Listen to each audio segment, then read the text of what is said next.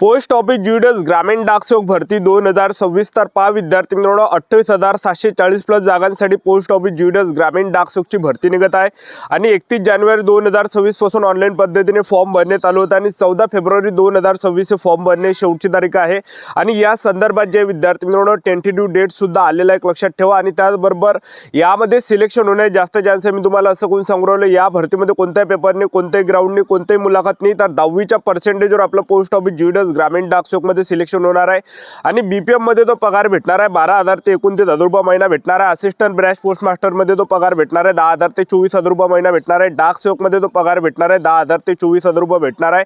तर ऑनलाईन पद्धतीने जे फॉर्म भरणे चालू होत आहे 31 जानेवारी पासून ऑनलाईन पद्धतीने फॉर्म भरणे चालू होत आहे आणि आपल्याला फॉर्म भरताना जे विद्यार्थी मित्रांनो कोणती ट्रिक या ठिकाणी लावायची आहे आणि मागील वर्षी तो कडाप या ठिकाणी कमी केला आहे म्हणजे 45%, 50%, 60%, 65%, 70% अशा प्रकारे सुद्धा काही डिव्हिजनचा कडाप या ठिकाणी गेला आणि ओपन कॅटेगरीचा सुद्धा कडाप कमी गेला आहे ते सुद्धा मी तुम्हाला या व्हिडिओच्या माध्यमातून सांगणार आहे। तर शिक्षण 10वी पास लागते मुलं मुली फॉर्म भरू शकता। तर ट्रिक आपल्याला फॉर्म भरताना कोणते लावायचे कोणते चुकानी करायचे याबद्दल संपूर्ण माहिती सांगणार आहे। आजचा व्हिडिओ खूप महत्त्वाचा होणार आहे। व्हिडिओ शेवटपर्यंत बघा आणि व्हिडिओला आताच लाईक करा। नमस्कार विद्यार्थी मित्रांनो, माझी नोकरी कॉर्नर यूट्यूब चॅनलवर मी गोपाल आणखळे तुमचं सर्वांचं सहर्ष स्वागत करतो। तर मित्रांनो व्हिडिओचा थंबनेल बघून तुमच्या लक्षात आलं असेल की आपला व्हिडिओ कोणत्या टॉपिकवर होणार आहे। व्हिडिओ सुरू करण्याच्या आधी आपल्या यूट्यूब चॅनलला सबस्क्राइब करा जेणेकरून प्रत्येक भरतीचे अपडेट तुमच्यापर्यंत सर्वात आधी पोहोचेल। जास्त करून पोस्ट ऑफिस जीडीएस ग्रामीण डाकसेवक भरतीच्या रिलेटेड जास्त व्हिडिओ आपल्या चॅनलवर अपलोड करत असतो आणि 10वी 12वी पास भरतीच्या रिलेटेड जास्त व्हिडिओ आपल्या चॅनलवर अपलोड करत असतो। व्हिडिओ सुरू करण्याच्या अगोदर सर्वांना एक रिक्वेस्ट आहे की 10वी मध्ये तुम्हाला किती पर्सेंटेज आहे हे नक्की या ठिकाणी कमेंट बॉक्समध्ये सांगा जेणेकरून मला सुद्धा अंदाज लागणार आहे की मुलांना सरासरी 10वी मध्ये किती पर्सेंटेज पडलेले आहे लक्षात ठेवा, ठीक आहे।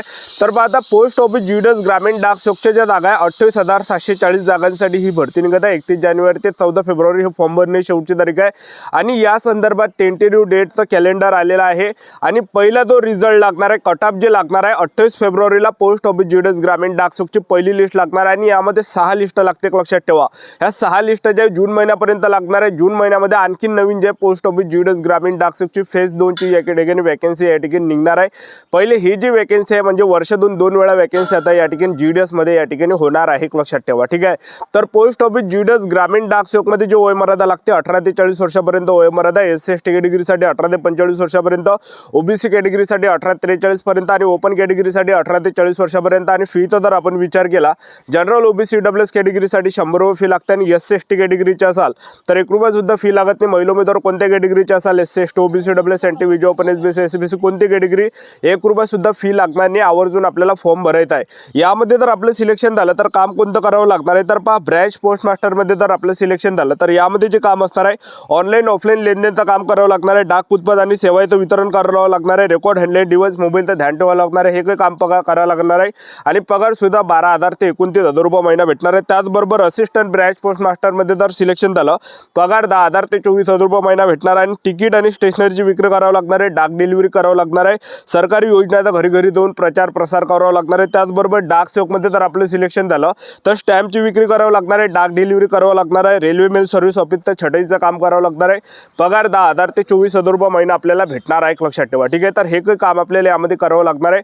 तर आता पोस्ट ऑफिस जीडीएस ग्रामीण डाकसेवकचा फॉर्म भरताना आपल्याला ट्रिक कोणती लावायची आहे आणि कोणकोणत्या गोष्टीचं लक्ष ठेवायचं कोणकोणत्या चुका आपल्याला करायचे नाही लक्षात ठेवा, ठीक आहे। तर टोटल जे डिव्हिजन राहते जवळपास 35 ते 36 डिव्हिजन राहते त्यामध्ये फक्त आपण एका डिव्हिजन मध्ये फॉर्म भरू शकता कारण की भरपूर विद्यार्थ्यांचे कमेंट असते की सर आम्ही 4-5 डिव्हिजन मध्ये फॉर्म भरू शकतो काय तर असं या ठिकाणी होत नाही। फक्त आपल्याला एका डिव्हिजनमध्ये फॉर्म भरता येते लक्षात ठेवा, ठीक आहे। ज्या जिल्ह्यामध्ये जेवढे काही डिव्हिजन आहे तर त्यापैकी एका डिव्हिजनमध्ये आपल्याला फक्त आपल्याला एका डिव्हिजनमध्ये फॉर्म भरता येते लक्षात ठेवा, ठीक आहे। तर एका डिव्हिजनमध्येच आपल्याला फॉर्म भरता येते। एक उदाहरण देऊन आलो आता चंद्रपूर डिव्हिजन आहे, तुम्हाला चंद्रपूर डिव्हिजनमध्ये फॉर्म भरायचा आहे तर तुम्ही काय करता सायबर कॅफेमध्ये जाता आणि तिथं जे तो काय करते आपल्या कॅटेगरीच्या जर समजा या ठिकाणी 50 जागा असेल, आता ओबीसी कॅटेगरीच्या 50 जागा असेल तर तो 50 जागेवर प्रिफरन्स टाकते आणि बाकीचे जे 250 जागा राहिले ओपन कॅटेगरीचे त्याच्यावर तो प्रिफरन्स टाकत नाही। त्याचबरोबर तुम्ही एससी कॅटेगरीचे असाल तुम्ही जर फॉर्म भरायला गेले तुम्ही काय करता एक तर आपल्या जागेवरच 50 जागेवरच प्रिफरन्स देऊन देता, जे एससीच्या 50 जागा आहे तिथं प्रिफरन्स देऊन देता आणि बाकी ज्या ओपन कॅटेगरीच्या जागा आहे तिथं तुम्ही प्रिफरन्स देत नाही 250 जागेवर।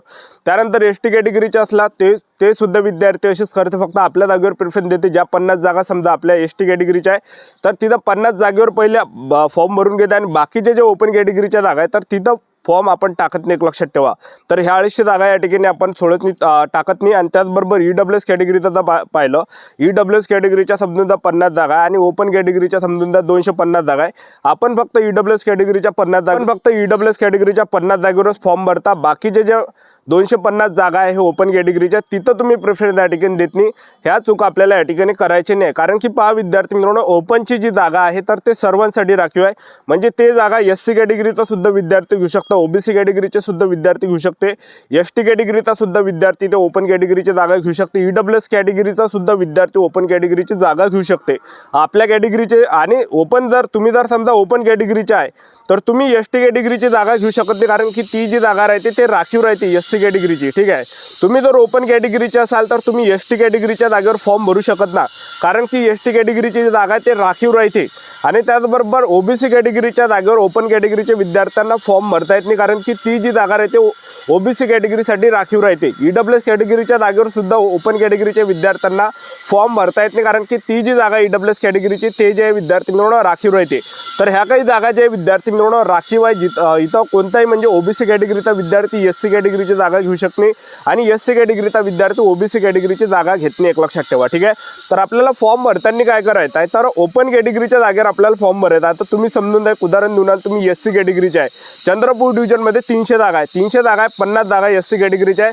पहिले 50 जागेवर आपल्याला प्रिफरन्स द्यायचा आहे. 50 जागेवर प्रिफरन्स दिल्यानंतर 26 पासून ते 300 पर्यंत म्हणजे जेवढा काही 250 जागा आहे तर त्या ओपन कॅटेगरीच्या जागेवर प्रिफरन्स द्यायचा आहे. कारण की ओपन कॅटेगरीचा जेवढा जर कडाप गेला आपल्याला तेवढे जर मार्क असेल तर ते जागा आपल्याला भेटते, एक लक्षात ठेवा. आता तुम्ही SC कॅटेगरीचा आहे, 90 वर ओपन कॅटेगरीचा कडाप लागला आणि तुम्ही ओपन जागेवर फॉर्म भरला आणि ओपनच्या विद्यार्थ्यांना तिथे 89 मार्क आहे, तर ती जी जागा SC कॅटेगरीच्या विद्यार्थ्यांना भेटणार, एक लक्षात ठेवा. ठीक आहे. आणि तुम्ही जर समजा SC कॅटेगरीच्या ओपन कॅटेगरीच्या जागेवर तुम्ही फॉर्म भरला आणि तुम्हाला 89 मार्क आणि ओपन कॅटेगरीवाल्याला 90 मार्क आहे, ती जागा ओपन कॅटेगरीवाल्याला भेटणार आहे. ठीक आहे. ज्याला जास्तीत जास्त जेवढे पर्सेंटेज असणार आहे त्याला ती जागा भेटणार आहे, एक लक्षात ठेवा. ठीक आहे. तर चंद्रपूर डिव्हिजनला हमेशा दरवर्षी जास्त जागा राहते. तुम्ही OBC कॅटेगरीचे असाल तर पहिले 50 जागेवर आपल्याला प्रिफरन्स द्यायचा आपल्या कॅटेगरीच्या. त्यानंतर जेवढ्या काही ओपन कॅटेगरीच्या 250 जागा आहेत तिथं सुद्धा आपल्याला प्रिफरन्स त्या ठिकाणी द्यायचा आहे. कारण की ओपन कॅटेगरीची जागा सुद्धा आपण त्या ठिकाणी घेऊ शकता, एक लक्षात ठेवा. ठीक आहे. बाकी ST कॅटेगरीचे असाल, ST कॅटेगरीच्या विद्यार्थ्यांना सुद्धा सांगून देतो, पहिले आपल्या कॅटेगरीवर 50 जागेवर पहिले प्रिफरन्स देऊ द्या. त्यानंतर जे ओपन कॅटेगरीच्या जागेवर सुद्धा आपल्याला प्रिफरन्स द्यायचा आहे. जेवढ्या काही जागा आहेत 300 जागा आहेत, 300 जागेवर आपल्याला प्रिफरन्स त्या ठिकाणी देऊन टाकायचा आहे. मागील वर्षीचा जो कडाप आहे अरुणाचल प्रदेशचा कडाप कमी गेला होता, या व्हिडिओच्या माध्यमातून दाखवून देतो. व्हिडिओ कंटिन्यू बघत राहा. डिव्हिजनचा हा मागील वर्षीचा कडाप आहे, बघू शकता विद्यार्थी मित्रांनो तुम्ही या ठिकाणी. ठीक आहे. तर ओपन कॅटेगरी सारखा कडाप या ठिकाणी 88-87 गेलेला, एक लक्षात ठेवा. SCचा बघू शकता 88 पर्यंत, STचा पण 88 पर्यंत. त्यानंतर बघू शकता ओपन कॅटेगरी पण 88 पर्यंत कडाप गेलेला आहे, बघू शकता तुम्ही या ठिकाणी. बघा ओपन कॅटेगरी 88 पर्यंत कडाप गेला आहे. त्याचबरोबर ठीक आहे. तर हे संपूर्ण लिस्ट आहे.